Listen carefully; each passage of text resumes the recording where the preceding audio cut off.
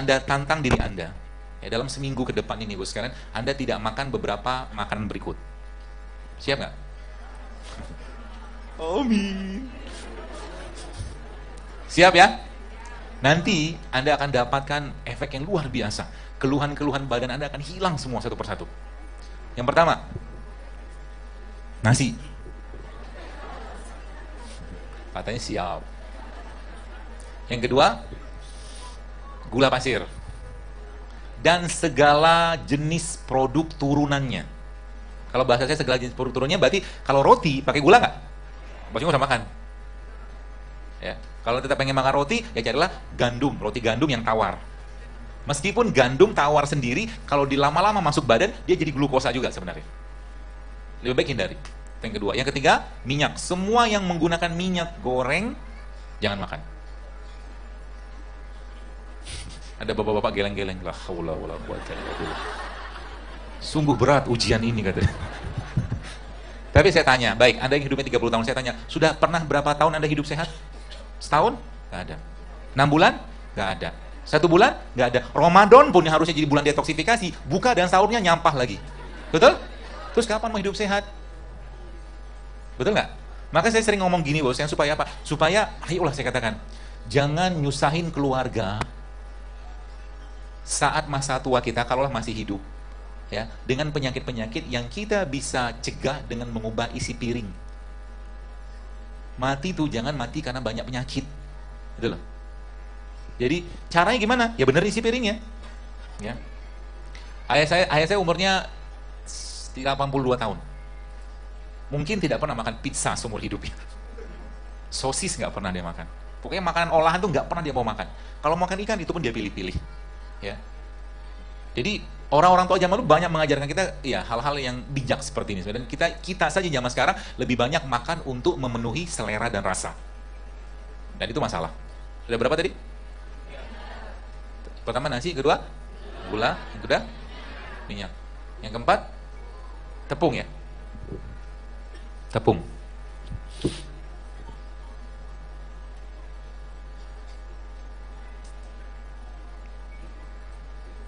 Sudah cukup? Belum. Semua makanan olahan yang dikemas yang menggunakan bahan tambahan pangan sintetik. Contohnya apa? Jus yang dalam kemasan. Tak. Apalagi ya sosis nugget bang, gak salah. Sekali-sekali boleh, setahun sekali, setahun 2 kali. Oke lah. Katanya mau sehat. Nanti saya kasih tipsnya supaya Anda tetap bisa makan enak, tapi tidak makan enak tapi tetap sehat gitu loh. Bisa kok, kalau mau. Mau kan? Nah, nanti saya ajarin caranya. Dan Indonesia kaya dengan begitu-begituan. Indonesia kaya banget. Mudah-mudahan Allah sempatkan nanti ya kita buat. Cukup? Itu dulu cukup. Satu lagi sebenarnya. Semua produk-produk yang berbasiskan susu sapi. Ya, susu sapi. Saran saya dikurangi. Kalau bisa di stop lebih baik. Gantinya dengan apa? Banyak. Ya, dengan susu kacang bisa.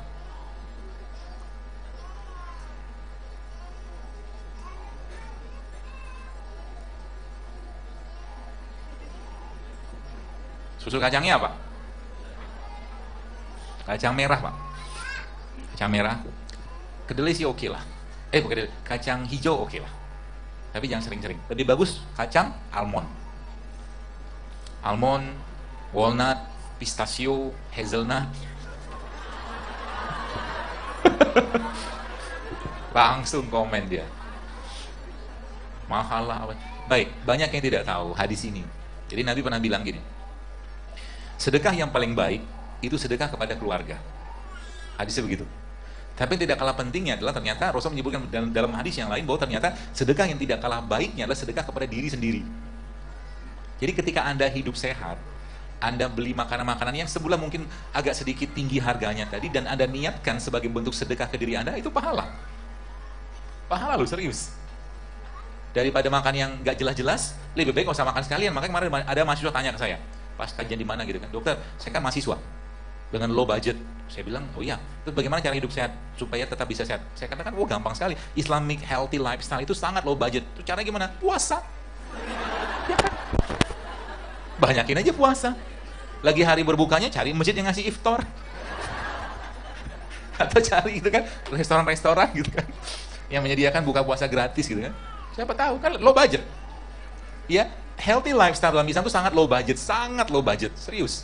Caranya gimana? Lebih banyak, kita lebih jarang makan daripada makannya. Gitu loh.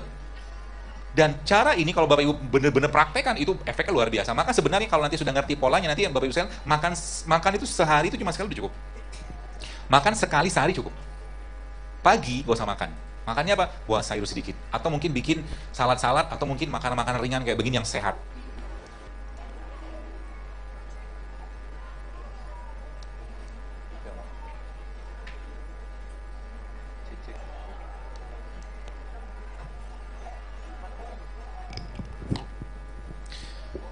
Jadi pagi-pagi mulai besok sarapannya diubah. Bapak Ibu pernah lihat khalifah nggak? Khalifah itu kan gagah gitu ya. Kan sudah saya bilang tadi bahwa manusia itu diciptakan Allah untuk jadi apa? Khalifah. Khalifah itu kira-kira makan nasi uduk nggak? Mungkin sih makan, ya. Tapi mungkin lebih pas kalau khalifah itu makannya buah, sayur gitu kan yang sehat-sehat. Karena untuk menjalankan peran dia sebagai khalifah, gitu ceritanya. Bisa. Hah? Sekarang kita mau bikin sarapan pagi. Cek.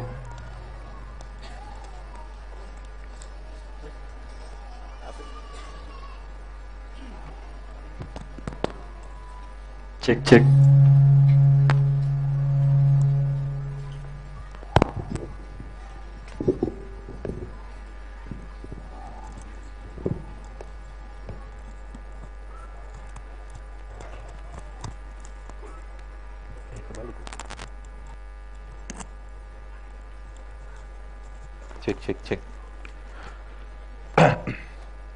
Baik, jadi pagi-pagi, tadi saya sudah bilang bahwa pagi-pagi itu sarapannya bagusnya apa? Minimal Bapak Ibu makan kurma lah. Maka Nabi SAW memang menganjurkan pagi-pagi itu makan kurma. Kurmanya apa? Ada ajwa boleh, nggak ajwa juga boleh. Ya, jadi pagi-pagi kita sarapan diubah. Jadi mulai besok sarapannya diubah. Berarti kami nggak boleh lagi makan makanan yang biasa kami makan. Tenang, sabar dulu. Ya, nanti boleh. Yang kita mau kejar sekarang adalah kita meng-create habit. Kita menciptakan kebiasaan yang sehat. Itu maksudnya. Ya. Jadi nanti kalau kebiasaannya sudah sehat, maka ibu bapak boleh makan apapun. Ya. Kadang-kadang saya makan mie nggak makan, cuman tidak sering, bukan mie instan ya, tapi mie yang kayak di mall yang lumayan sehat itu saya makan. Tapi kalau saya makan mie biasanya satu piring atau satu mangkok mie itu isinya mie-nya di atasnya, kemudian penuh dengan sayur di atasnya. Jadi seledrinya atau mungkin daun bawangnya itu saya penuhi dengan itu. Ya, seperti itu. Ini contohnya. Contoh jadi pagi-pagi Bapak Ibu selain makan kurma ya, kurma seperti ini, kita juga bisa bikin sarapan. Dan pagi-pagi konsepnya jangan banyak makan. Ya, nanti kapan makannya siang. Ya, jadi mulai sekarang jangan terlalu banyak makan pagi. Ya. Lapar lebih baik. Nanti bapak-bapaknya suka. Kenapa suka? Karena biaya bulanannya berkurang. Kemarin ada seorang ustadz bilang saya, "Dok, jazakallahu khair," dia bilang. "Kenapa ustadz?" "Alhamdulillah, Anda sudah mulai mengurangi jatah beli nasi ke istri," dia bilang. "Setelah ngikutin antum." Ya baguslah saya bilang. Ya, ini lagi. Oh enggak ya?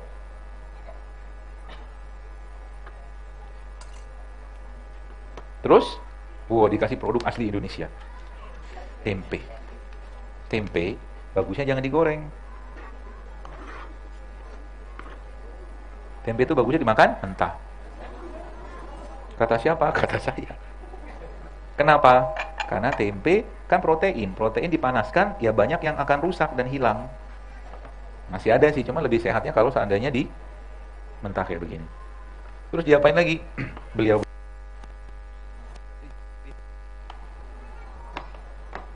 sudah kan? Jeruk nipis.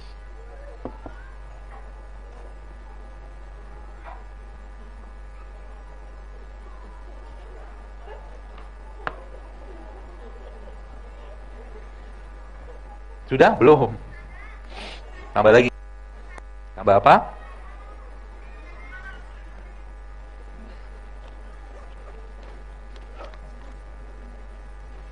Tambah madu dan garam. Kenapa kita butuh garam? Karena garam-garam yang masih penuh mineral seperti garam Himalaya atau garam-garam laut itu penting sekali untuk membantu penyerapan dari ini semua.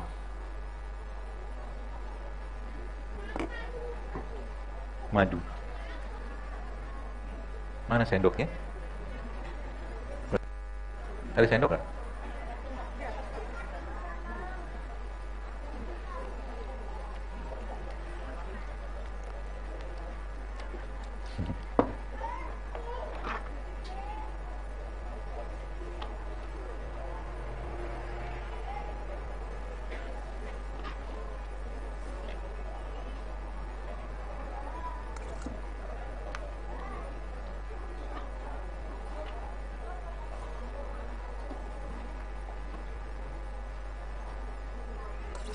Ada?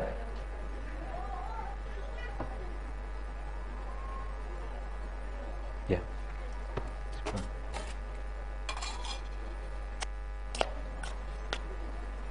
Sarap. Enak gak? Enak banget. Kenapa enak? Ada manis, ada kecut. Ini sarapan pagi bisa, buat sarapan pagi. Kenapa? Tadi saya katakan, pagi-pagi kita butuh enzim. Ya. Mau berapa piring, Bu? Sorry. Ini buat Bapak. Oh.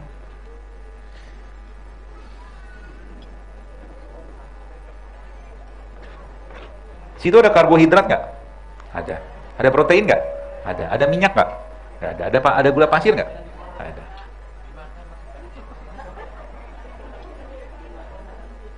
Atau nih sarapan yang lain. Kita kan orang Indonesia, maka kita sarapannya ala Indonesia.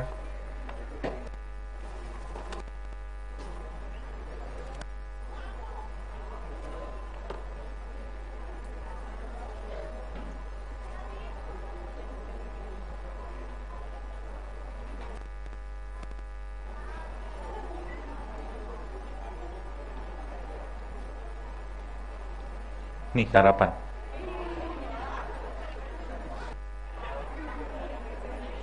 Makanan mahal. Murah. Kurma sama tempe. Apa mahalnya?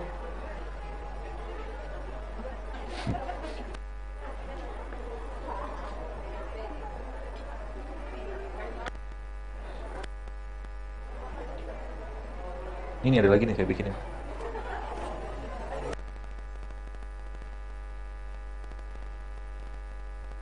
Ini. Bapak mau cobain nggak?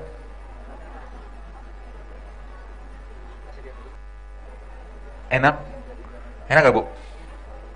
Enak? Paksa gitulah.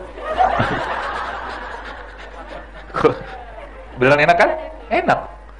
Justru malah kalau Anda makannya mentah, gizinya dia masih utuh. Gitu loh. Sedangkan kurma, kan sudah saya bilang, kurma itu prebiotik. Jadi sebenarnya yang tadi Anda makan itu, makan aja.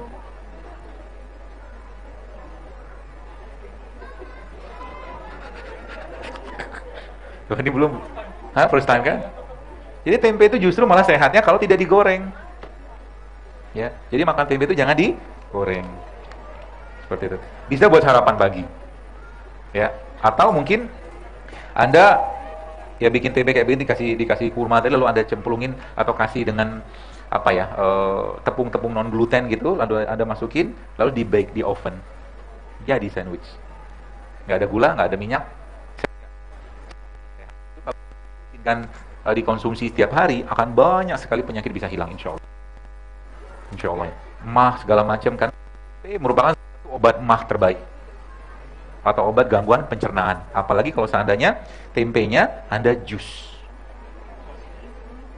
Belum pernah ketemu jus tempe? Coba. Tempe itu kalau di jus enak, ya.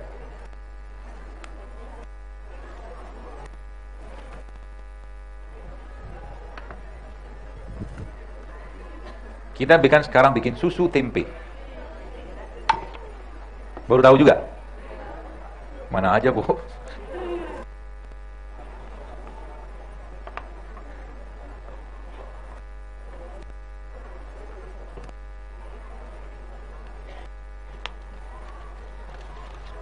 Jadi kalau bikin apa-apa, sekarang pemanisnya pakai apa?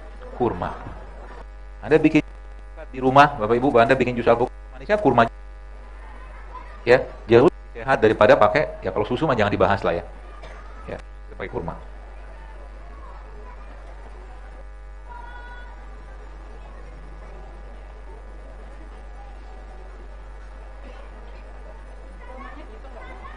Enggak.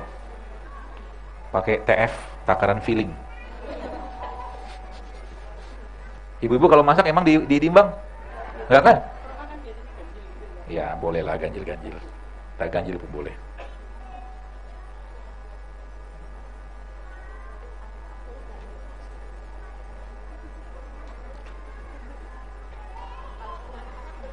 Apa? Boleh banget, Bu. Boleh. Ini susu seperti ini, atau susu tempe kayak begini buat anak-anak justru malah bisa meningkatkan kecerdasan. Ya. Sangat baik.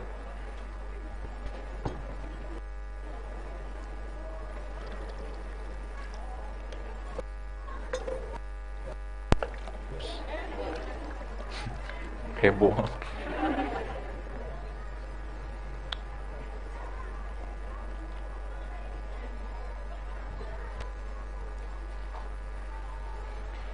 Kalau manis boleh kasih pisang lagi sih.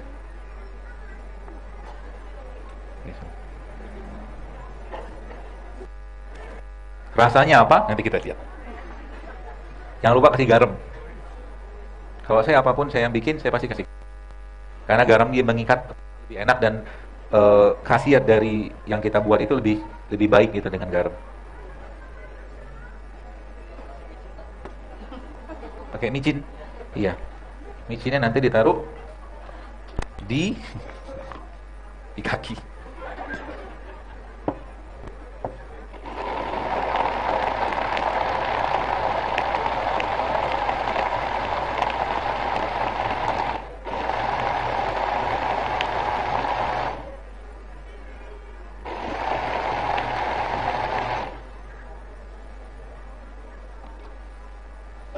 Ini kebanyakan airnya, nanti ditambah aja. Kalau memang kurang airnya, mungkin Bapak Ibu bisa tambahkan lagi tempenya. Kan takaran filling. Sudah saya bilang. Biasanya sih agak lebih kental kalau saya bikin.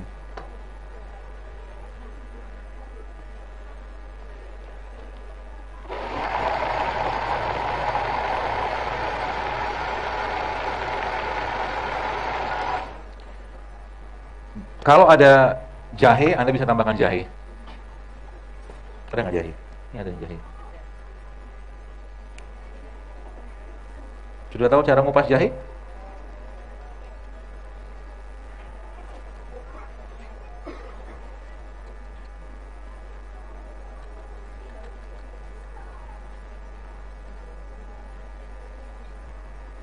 Terus jatuh lagi.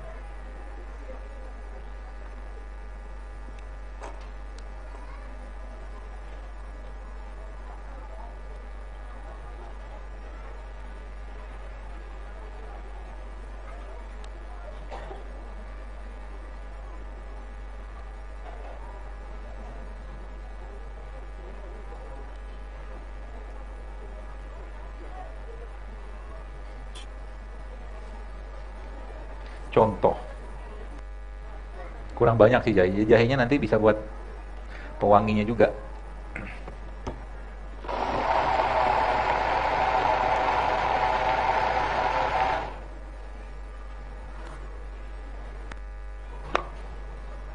Enak.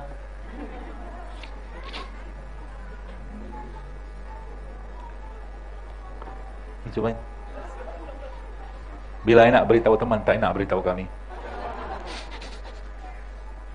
Mari kita lihat raut mukanya kayak apa.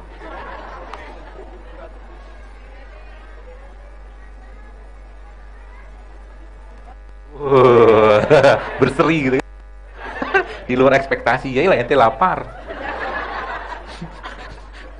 Ini Bu, cobain Bu. Ini pagi-pagi makan beginian kenyang. Karena proteinnya ada, probiotik ada. Ya. Gak ada gelas kecil ya. Ya itu loh. Gak apa-apa lah. Anu apa namanya? Nanti dibasuh sedikit pakai tisu. Tuh, alhamdulillah. Nyobain nih. Ini panitia aja bagiin deh. Ini. Udah dibuatin, disiapin. Nunggu dikirim doang. Lu. Jadi pagi-pagi sarapannya gimana? No tepung, no nasi, no minyak, no gula pasir. Pagi-pagi. Tadi sarapan nggak? Sarapan juga. Dan pagi-pagi tidak usah banyak-banyak makan. Tidak berlaku buat anak-anak ya. Ini hanya untuk kita aja yang sudah kelebihan, udah keseringan makan nyampah gitu. Ya, buat kita. Kalau anak-anak relatif silakan tanda kutip di lost tapi tetap sehat. Jadi anak-anak kalau pagi-pagi jangan kasih nugget. Ya, anak-anak pagi-pagi jangan kasih nasi goreng. Anda bisa bikin juga, saya pernah bikin tuh brown rice, jadi beras nasi pakai beras coklat gitu, kita tanak, kemudian saya ambil ayam kampung gitu, ayam organik, kita suwir-suwir, kemudian dikasih jeruk nipis, dikasih zaitun, dikasih salt, dikasih pepper, dikasih tomat, lalu dicampurkan sama nasi tadi tanpa minyak. Bisa kan? Bisa. Tetap enak. Jadi konsep sehat yang saya mauin itu, saya tidak mau nyusahin badan. Makanya saya bilang tadi kan, kalau yang pahit-pahit saya nggak suka. Saya lebih senang manis-manis. Kalau memang pahit memang dibutuhkan ya nggak apa-apa. Tapi kalau tidak ya ngapain? Karena pari itu bagus. Pari itu buat memperbaiki fungsi pankreas bagus. Tapi pari tiap hari juga saya nggak mau gitu loh. Maka hal-hal beginian itu jangan dianggap beban. Jadi kalau teman-teman nanti sudah ngerti polanya, nanti camilan bisa Anda ganti. Jadi nanti teman-teman sudah mulai berbinar-binar matanya dengan abang rujak daripada abang gorengan. Gitu loh. Saya ngeliat beberapa postingan teman-teman. Jadi kalau habis ngikutin kajian seperti ini, mereka ke supermarket, ke pasar, lihat sayur, lihat buah tuh senangnya luar biasa. Itu yang benar. Ya. Sebenarnya otak kita kayak begini, emang dia suka dengan hal-hal yang sifatnya warna-warni kayak tadi kan, seperti itu.